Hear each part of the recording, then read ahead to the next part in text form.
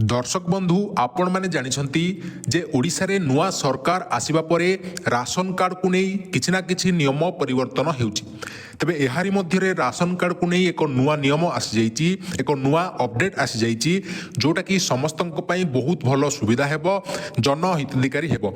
तेबे सरकारंकर ए निष्पत्ति विषय आपण माने निहाती पक्षरे जानिबा दरकार, जा फल कि आपण ए भिडियोटी को कंप्लीटली देखिले संपूर्ण खबरटी राशन कार्ड को नहीं कोन रहिची आपण माने जानि परिबे। पूर्वर सरकार एक भल निष्पत्ति नहीं जहाँकि राज्य रे जो माने भी भूत हिताधिकारी अच्छी जो मानकर मृत्यु हो सारी किंतु से माने एबे सुधा मध्य राशन पाउछंती सेमानंक पई गोटे प्रक्रिया जहाँकि केवाईसी करबा पई कहा जायथिला, जोटा कि केवाईसी परे समस्त योग्य हिताधिकारी को राशन मिलिबो। तो वर्तमान समय रे आपनको मोबाइल स्क्रीन रे आपण माने देखि परुछंती जे खबरटी रहिछि जनवरी रु हिताधिकारी को मिलिबो मासिकिया राशन। खाउटी कल्याण मंत्री बड़ सूचना, मासिकिया राशन जनवरी रु आपण मानकू मिलिबो।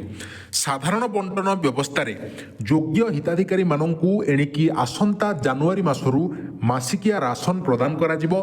प्रत्येक मासर राशन पूर्व मासर शेष सप्ताह सुधा प्रदान करागले हिताधिकारी माने उपकृत होई पारिबे बोली खाद्य जोगाण और खाउटी कल्याण मंत्री कृष्णचंद्र पात्र कहिसंती।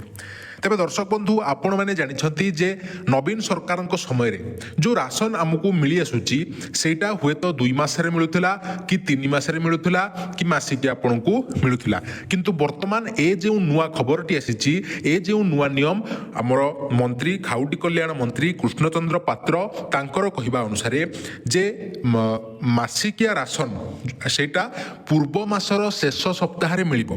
माने गोटे उदाहरण दे हमें बुझिबा, जदि धरनंतु आमे देखिबा 2025 जानुआरी रो राशन जानुआरी मासर राशन आपणकर डिसेम्बर मासर लास्ट वीक शेष सप्ताह मिल जिवो। ठीक अछि, तो जे कोनोसी मासर राशन भल कि कथाटा बुझंतु कौन गोटे मासर राशन आपको ता पूर्व मासर शेष सप्ताह मिलिबो बोली संपूर्ण पक्षरे ए जो खबर रे उद्दिष्ट खबर रे संपूर्ण भाव में लिखा जाइछि। स्थल विशेष रे आवश्यकता को दृष्टि रे रखी 2 मासिया राशन मध्य प्रदान करा जिवो। एथि निमंते डीलर माने ठिकणा समय रे साधारण बंटन सामग्री उठाण करिबा एवं बंटन प्रक्रिया को त्वरान्वित करिबा उपरे बैठक रे आलोचना होइथिला। अन्य पक्षरे ई केवाईसी जांच प्रक्रिया शेष करिबा पई जिल्लापाल माननकू अवगत करिबा पई निष्पत्ति होईची। वर्तमान सुधा 84% ई केवाईसी प्रक्रिया शेष होईची बोली खाउटी कल्याण मंत्री कहिसंती।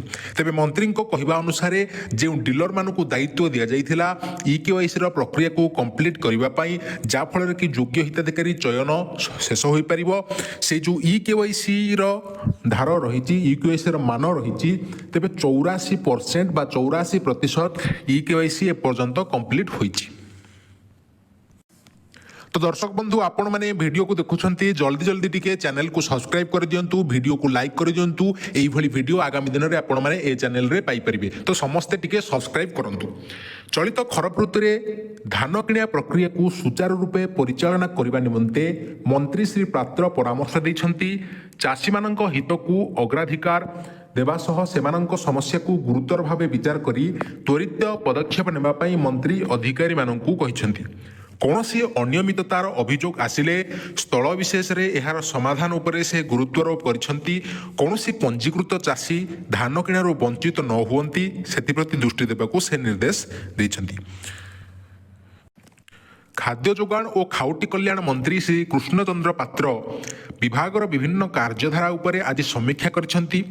लोकसेवा भवन स्थित विभागीय सम्मिलनी कक्ष रे प्रमुख शासन सचिव श्री संजय कुमार सिंह, राज्य खाद्यान्नजोग निगम परिचालना निर्देशक श्री शुभम सक्सेना समेत अन्यान्य वरिष्ठ अधिकारी प्रमुख उपस्थित थिले। प्रारंभ में खाद्य जोगाण और खाउटी कल्याण प्रमुख शासन सचिव श्री संजय कुमार सिंह बैठक में आलोचना हेबाकु थिबा विभिन्न प्रसंग संपर्क में मंत्री पात्रों को अवगत कराइथिले। एसहित खाउटी मानक हित को दृष्टि रखी दरदाम नियंत्रण उपरे तीक्ष्ण नजर रखा मंत्री निर्देश देइछंती। ଅନାବଶ୍ୟକ ଭାବେ ଅତ୍ୟାବଶ୍ୟକ ସାମଗ୍ରୀର ମୂଲ୍ୟ ବୃଦ୍ଧି କରୁଥିବା ବ୍ୟବସାୟୀମାନଙ୍କ ବିରୁଦ୍ଧରେ କଡ଼ା କାର୍ଯ୍ୟାନୁଷ୍ଠାନ ଗ୍ରହଣ କରାଯିବ। ଦର୍ଶକ ବନ୍ଧୁ, ଆପଣମାନେ ଜାଣିଛନ୍ତି ଯେ ପଶ୍ଚିମବଙ୍ଗରୁ ମଝିରେ ମଝିରେ ଯେଉଁ ଆଳୁ ଆସିପାରୁନାହିଁ ତାହାକୁ ନେଇ ଓଡ଼ିଶାର ଲୋକମାନେ କେତେ ଅସୁବିଧାର ସମ୍ମୁଖୀନ ହେବାକୁ ପଡ଼ୁଛି। ସମସ୍ତେ ପାଖାପାଖି ଦରଦାମ ବୃଦ୍ଧିକୁ ନେଇ ବହୁତ ପ୍ରକାର ଟେନସନରେ ସମସ୍ତେ ଅଛନ୍ତି। ତ ଏହାକୁ ନେଇ ଆପଣଙ୍କର ମନ୍ତବ୍ୟ କ'ଣ, ଆପଣମାନେ କମେଣ୍ଟ ସେକ୍ସନରେ ନିହାତି ପକ୍ଷେ ଜଣାଇବେ।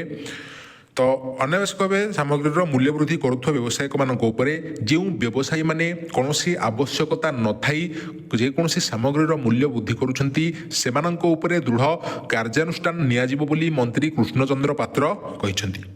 ଏଥିପାଇଁ ଚଢ଼ାଉ ବ୍ୟବସ୍ଥାକୁ ଅଧିକ କ୍ରିୟାଶୀଳ କରିବାକୁ ପଡ଼ିବ। ଏତଦ୍ ବ୍ୟତୀତ ଖାଉଟିମାନଙ୍କର ଅବଗତି ନିମନ୍ତେ ବିଭିନ୍ନ ସ୍ତରରେ ବିଭାଗ ପକ୍ଷରୁ ସଚେତନାମୂଳକ କାର୍ଯ୍ୟକ୍ରମ ଆୟୋଜନ କରାଯିବାକୁ ବୈଠକରେ ଆଲୋଚନା ହୋଇଛି। ଜିଲ୍ଲାଗୁଡ଼ିକରେ ଖାଲି ପଡ଼ିଥିବା କଞ୍ଜୁମର ଫୋରମେର ପଦବୀ, ଜିଲ୍ଲାଗୁଡ଼ିକରେ ଯେଉଁ ସବୁ କଞ୍ଜୁମର ଫୋରମରେ ଯେଉଁ ସବୁ ପଦବୀ ଖାଲି ପଡ଼ିଛି ତାହା ସେହି ପଦବୀ ପୂରଣ ପାଇଁ କାର୍ଯ୍ୟ ନିହାତି ପକ୍ଷରେ ଆକ୍ସନ୍ ନିଆଯିବ। ଏହାକୁ ନେଇ ମନ୍ତ୍ରୀ ଶ୍ରୀ କୃଷ୍ଣଚନ୍ଦ୍ର ପାତ୍ର ସୂଚନା ଦେଇଛନ୍ତି। ଏବଂ ଏଇ ଯେଉଁ ବୈଠକଟି ହୋଇଥିଲା ସେ ବୈଠକରେ ଅନ୍ୟମାନଙ୍କ ମଧ୍ୟରେ ଉଭୟ ଖାଦ୍ୟ ଯୋଗାଣ ଓ ଖାଉଟି କଲ୍ୟାଣ ବିଭାଗ ଏବଂ ରାଜ୍ୟ ଖାଦ୍ୟ ଯୋଗାଣ ନିଗମର ବରିଷ୍ଠ ଅଧିକାରୀମାନେ ମଧ୍ୟ ଉପସ୍ଥିତ ଥିଲେ। ତେବେ ଦର୍ଶକ ବନ୍ଧୁ, ଆପଣମାନେ ଜାଣିଲେ ଯେ କୃଷ୍ଣଚନ୍ଦ୍ର ପାତ୍ର ଆମର ଖାଦ୍ୟ ଯୋଗାଣ ଓ ଖାଉଟି କଲ୍ୟାଣ ବିଭାଗର ମନ୍ତ୍ରୀ, ସେ କହିଲେ ଯେ ପ୍ରତ୍ୟେକ ମାସର ରାସନ ଏହାର ପୂର୍ବ ମାସର ଶେଷ ସପ୍ତାହ ସୁଦ୍ଧା ଦିଆଗଲେ ବହୁତ ଭଲ ହେବ। ତେବେ ଏହାକୁ ନେଇ ଯେଉଁ ନୂଆ ସରକାର କିଭଳି ଭାବରେ ଏ ଯେଉଁ ମନ୍ତ୍ରୀଙ୍କର ନିଷ୍ପତ୍ତିକୁ ଏଇଟା ସତରେ ଲାଗୁ ହେବ ନା ଲାଗୁ ହେବ ନାହିଁ, ଏହା ଉପରେ ସେମାନେ କାମ କଲେ ଭଲ ହେବ ନା ଭଲ ହେବ ନାହିଁ, ଏବଂ ଏଇ ଯେଉଁ ନିୟମଟି ରହିଛି ଯେ ପ୍ରତ୍ୟେକ ମାସର ରାସନକୁ ପୂର୍ବ ସପ୍ତାହରେ ପୂର୍ବ ମାସର ଶେଷ ସପ୍ତାହରେ ଦିଆଯିବ, ତାହାକୁ ନେଇ ଆପଣଙ୍କର ମନ୍ତବ୍ୟ କ'ଣ ଅଛି ଆପଣମାନେ ନିହାତି ପକ୍ଷରେ କମେଣ୍ଟ କରି ଜଣାଇବେ। ଏବଂ ନୂଆ ସରକାର ଯେଉଁ ନିୟମ ସବୁ ପ୍ରଚଳନ କରୁଛନ୍ତି ଆମ ରାଜ୍ୟରେ, ରାଜ୍ୟର ହିତ ପାଇଁ ଆପଣମାନଙ୍କ ପାଇଁ ଯେଉଁ ସବୁ ନିୟମ ଗୁଡ଼ିକ ପ୍ରଚଳନ କରୁଛନ୍ତି ସେ ନିୟମ ସହ ଆପଣମାନେ ସହମତ ଅଛି ନା ନାହିଁ, କିମ୍ବା ଆପଣ କେଉଁ ଜିନିଷଟିକୁ ଭଲ ପାଉନାହାନ୍ତି କିମ୍ବା ଗ୍ରହଣ କରୁଛନ୍ତି ତାହା ମଧ୍ୟ ଆପଣମାନେ କମେଣ୍ଟ ସେକ୍ସନରେ ଜଣାଇବେ। ତ ଓଭରାଲି ଏ ଯେଉଁ ଖବର ରହିଛି ଏଥିରୁ ଆମେ ଜାଣିପାରିଲେ ଯେ ଗୋଟିଏ ଥିଲା ଆପଣଙ୍କର ରାସନ କାର୍ଡ଼ ଯେଉଁଟାକି ନିୟମ ରହିଛି ପୂର୍ବ ମାସରେ ମିଳିଯିବ, ପୂର୍ବ ମାସର ଶେଷ ସପ୍ତାହରେ। ଦ୍ୱିତୀୟ ଜିନିଷ ଥିଲା ଯେଉଁ ବେନିୟମ ଭାବରେ ସବୁ ଜିନିଷ କାରବାର ଚାଲିଛି, ଦରଦାମ ବୃଦ୍ଧି ଚାଲିଛି, ଯେଉଁ ବ୍ୟବସାୟୀମାନେ ବିନା କିଛି ଆବଶ୍ୟକତା ନଥାଇ ମଧ୍ୟ ଦରଦାମକୁ ବଢ଼ାଇଛନ୍ତି ସେମାନଙ୍କ ଉପରେ ଦୃଢ଼ କାର୍ଯ୍ୟାନୁଷ୍ଠାନ ନିଆଯିବ। ଏବଂ କଞ୍ଜୁମର ଫୋରମ୍ସରେ ଯେଉଁ ସବୁ ପଦବୀ ଗୁଡ଼ିକ ରହିଛି ସେ ପଦବୀ ଗୁଡ଼ିକୁ ଯଥାଶୀଘ୍ର ପୂରଣ କରାଯିବ। ତ ଦର୍ଶକ ବନ୍ଧୁ, ଆଶା କରୁଛି ଆଜିର ଭିଡ଼ିଓଟି ବହୁତ ଭଲ ଲାଗିଥିବ। ଏଇଭଳି ଭିଡ଼ିଓ ଆମ ଚ୍ୟାନେଲରେ ସବୁବେଳେ ଆସିଥାଏ ଚାଷୀମାନଙ୍କ ସପୋର୍ଟ ପାଇଁ। ରାସନ କାର୍ଡ଼, ସୁଭଦ୍ରା ଯୋଜନା, ଅନ୍ୟ କାମଧେନୁ ଯୋଜନା, ଅନ୍ୟ ଯେକୌଣସି ଯୋଜନା, ପ୍ରତିଟି ଯୋଜନା ଅନ୍ତର୍ଗତ ସଠିକ୍ ଖବର ଦେଖିବା ପାଇଁ ଦେଖନ୍ତୁ କୌଣସି ଫେକ୍ ନ୍ୟୁଜ୍ ଆମ ଚ୍ୟାନେଲରେ ପ୍ରସାର କରାଯାଏ ନାହିଁ। ଆପଣମାନେ ଏ ନ୍ୟୁଜ୍ ଦେଖିଲା ପରେ ଯାଇକି ଟିକେ ମଧ୍ୟ ଚେକ୍ କରିଦେବେ। ତ ଆଶା କରୁଛି ଏଇଭଳି ଭିଡ଼ିଓ ଦେଖିବା ପାଇଁ ଚ୍ୟାନେଲକୁ ଆପଣ ଟିକେ ସବସ୍କ୍ରାଇବ୍ କରିକି ରଖିଥିବେ। ଜୟ ଜଗନ୍ନାଥ।